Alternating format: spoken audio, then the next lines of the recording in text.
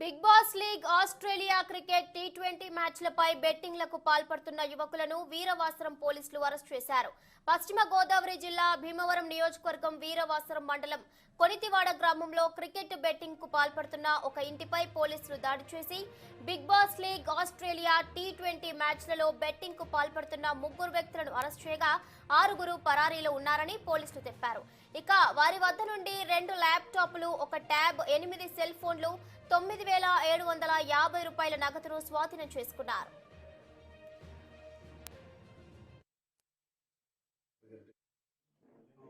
కొనితివాడ గ్రామంలో ఒక ఇంట్లో క్రికెట్ బెట్టింగ్ నడుస్తుందన్న సమాచారం మేరకు వెళ్ళి సెర్చ్ చేయడం జరిగింది. వాళ్ళని రెడ్ హ్యాండెడ్గా పట్టుకోవడం జరిగింది. దాంట్లో గుట్టుముక్కల వెంకటరాజు అనే అతను దీన్ని మొత్తం ఆర్గనైజ్ చేస్తున్నారు. ఈయనతో పాటు ఒక 2 కుర్రాళ్ళు కూడా ఉన్నారు.